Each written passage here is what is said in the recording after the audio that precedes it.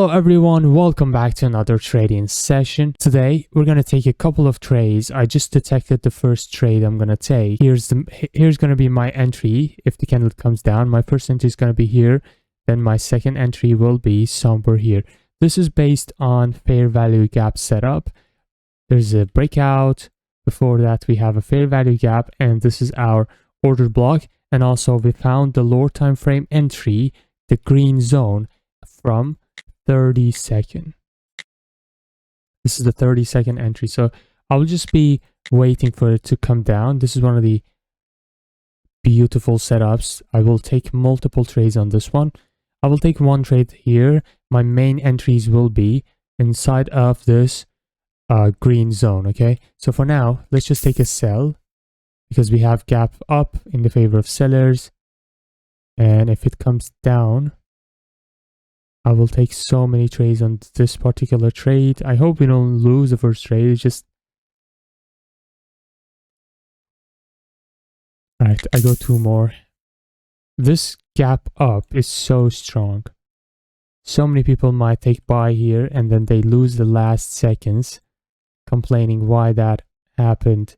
But in fact, gap up is always in the favor of sellers.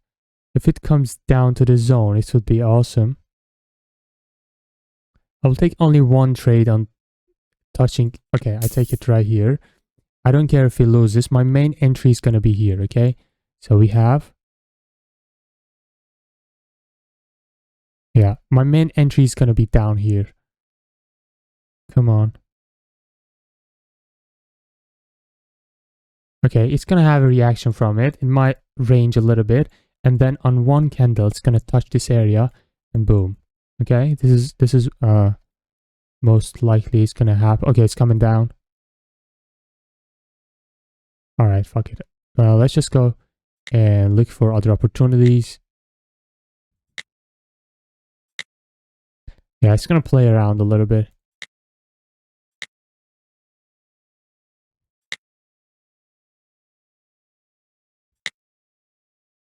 We have a nice QM down here, man. Have another setup from the same setup, order block, fair value gap here, and next time price comes down here, it will react. All right, still playing around.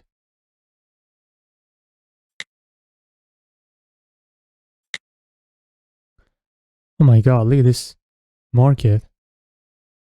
Look, this is a doji break, and again, gap up. Do you see the gap up right here? The candle closed down here, but the next candle didn't open from here. It jumped up as a gap up in the favor of seller. So we never take this as a buy, even if that's a doji break. That's why gaps are so important. Oh man, this one just reacting from the order block, you know. This candle could come down. It would make the greatest trade of today, man. Anyways, I will just keep looking for best possible trades.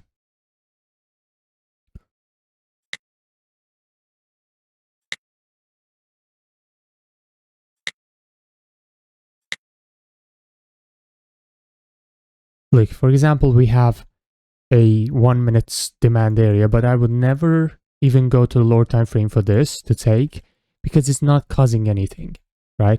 If it was causing a breaking of this resistance, it would be strong, but now it doesn't just cause anything. That's why I'm not going to take it. Just like this one, and it's not causing anything.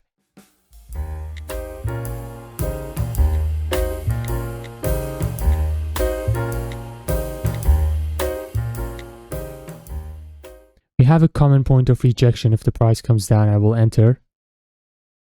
We are so close. Let's go. Oh my god, it was the last. We never... Okay, so let's just lose these two trades, and I'm telling you why. Okay, so if you look at this, each candle has a timer of 1 minute. Okay, so here's the point.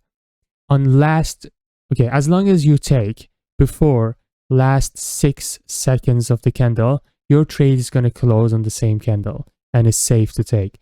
But for rejection trading and trading common point of rejections, never enter if there's less than 10 seconds remaining from the candle, because most of the time, just like this, it's just going to push and close below and ignore your rejection area. Okay, if this is like more than 15 seconds remaining, it can reject again. But in the last 10 seconds, it might just play around. The last 6 seconds, boom, jumps down and closes down here and make you lose the trade. So don't ever do this mistake that I made right now. We just got 2 losing trades because of that.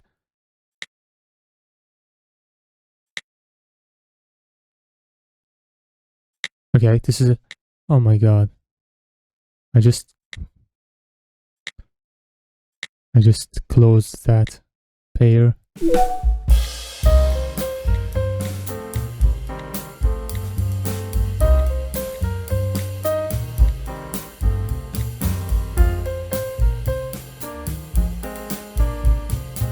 If this one closes right on the support, I will take it. But if it breaks, because it's not creating a higher high, I'm not going to take it as a breakout. So we're just going to keep looking. The market looked good before starting the session, but now it seems just there's no setup at all. Let me just take this trade. No, it's against the trend. Okay, I'm taking this.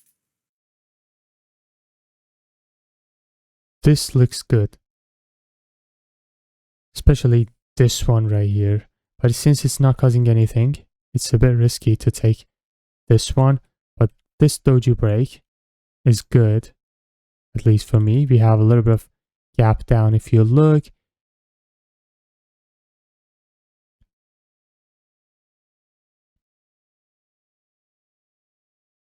Overall in the buying area because of this QM. So this whole area is a buying area, and even better, this is touching the fair value gap. Okay, so in general, we are in buying area, so we can risk it and take this doji trade. Okay, also with the trend, in the direction of the trend, that's what we love to do. All right, this one, it didn't gave us the proper entry, but we still took some trades on this candle. If you remember, the first 4 trades was on this candle. That's totally fine. I'll keep looking. We're so close to 100K. If I hit the 100K, it's going to be the first time in my life hitting 100K. All right, we have another doji here. But this doji is a little different.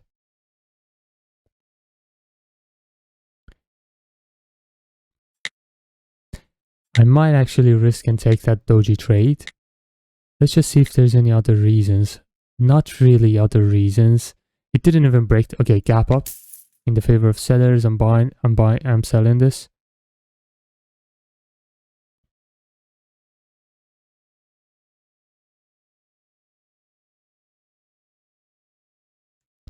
Gaps are super strong, man. You have to take them serious. Look at this. Gap down is in the favor of buyers, and gap up is in the favor of sellers. Look at this. This is a gap down in the favor of buyers, and this is a gap up in the favor of sellers. This is a gap up in the favor of sellers. Okay? Gap up in the favor of sellers.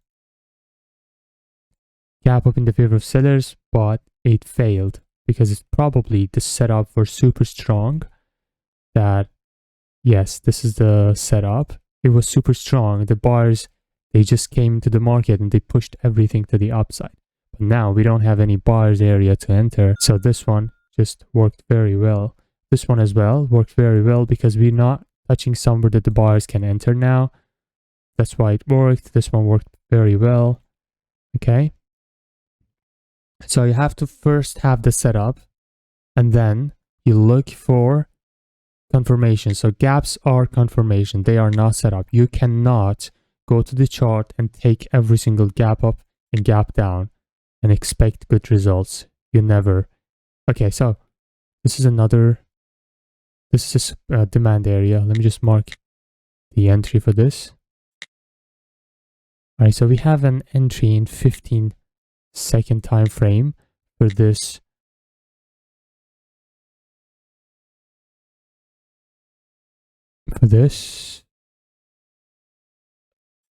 Okay.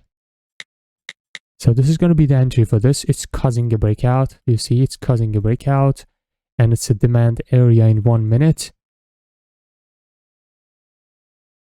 Yes, of course it will react from this zone. I would go to lower time frame once again, just to make sure if there's any other entry in the lower time frame. There's also a 5-second entry on this one, but I don't think I will take the 5-second entry. I will just take this one if it gives me the entry.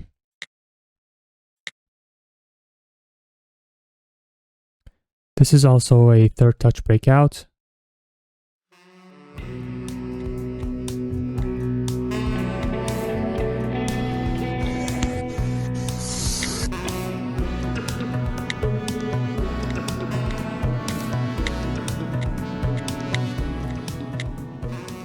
Alright, if you remember, we took this doji break. It gave us another opportunity, this doji break, with a gap up in the favor of sellers, which we missed. And now, it's breaking the doji again. So again, this would be takeable, which we didn't take. If it breaks again from the upside, I will take a sell. If it breaks this line from the upside, which is less likely, I will take a sell.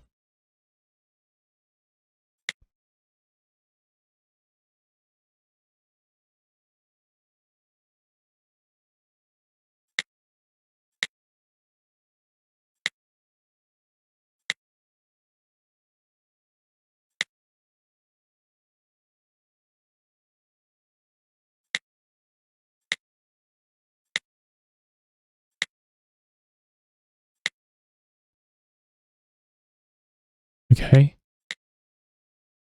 Alright, we have an entry for this decision point trade right here. If it gives me the entry, I will take it. Come on the next candle.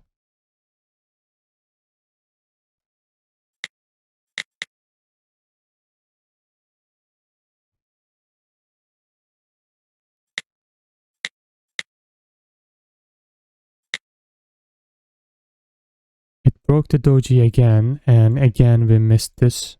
That's beautiful. We basically missed 1, 2, 3 doji breaks on this chart.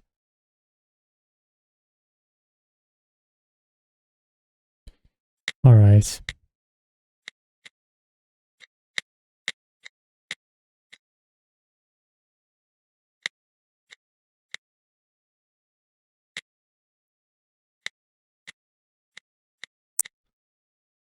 Alright. It's about to form a good setup for me on this one, finally. I'm taking... Oh my god, what is this entry? I'm taking one trade on this one. Oh my god, my main entry is going to be down here.